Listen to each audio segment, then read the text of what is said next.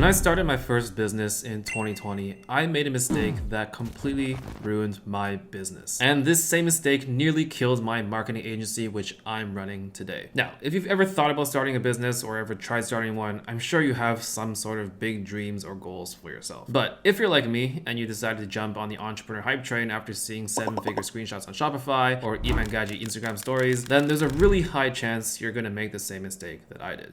And I don't want that to be you. So back in 2020, I saw a YouTube ad for a Fake Gurus dropshipping course. And I had no idea what I was doing back then. So I was like, hey, we tried this dropshipping thing. Seems pretty cool. Maybe I can get rich. And so I checked out this guy's YouTube channel. And his videos were basically like, yeah, just find some random shitty products on AliExpress, throw them in Shopify in 20 minutes, edit some photos, make some shitty video ads, and yeah, you're gonna be rich in 2 months. And so I did this, and the crazy shit is I actually made like 3 sales on my very first product on my very first store. Now, obviously the product didn't like take off or become profitable or anything, but from that moment on, I was hooked.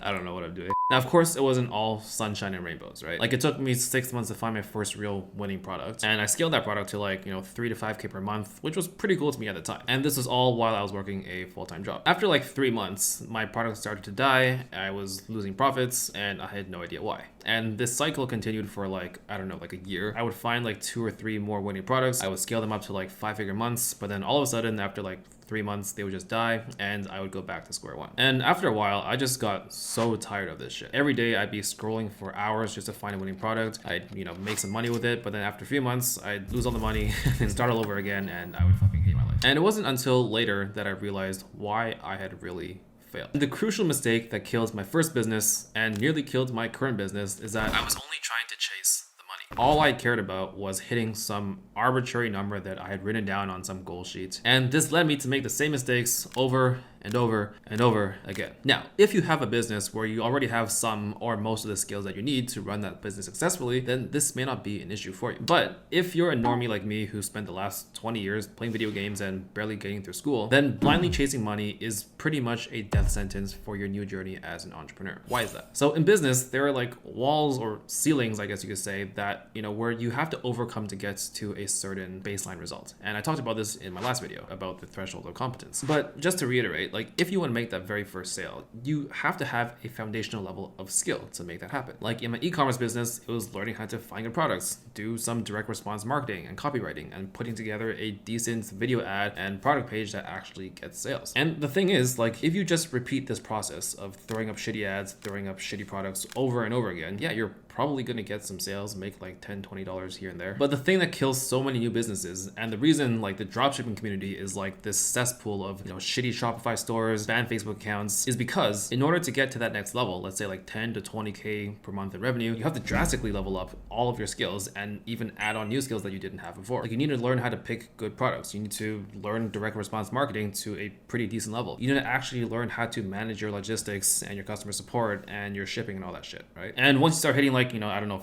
6-figure months consistently on your e-commerce store, then you need to learn how to manage a full-fledged business, not just pick a product and run some ads. And then to add more fuel to the flame, you have all these shitty dropshipping gurus saying like, oh, all you need to do is find this one winning product on AliExpress and then run a $50 per day CBO campaign on Facebook and you'll make 100K per month just like me. This pretty much applies to like all of the hot online business models out there today, but dropshipping is especially bad. Now, how did this mistake nearly kill my marketing agency? And what did I do about it? Well, the fortunate thing is that I already knew I kind of had this issue based on my last business. But the problem was that just like in e-commerce, I closed my very first client in SMMA very, very quickly, right? Like 2 weeks, as you can see from one of my videos that kind of popped off. And this led me to believe that I was now good enough to just close a bunch more clients and get rich, which obviously was not true. And, clearly I had just gotten lucky on my first sale. I can prove this because, well, I couldn't close my next 15 sales calls.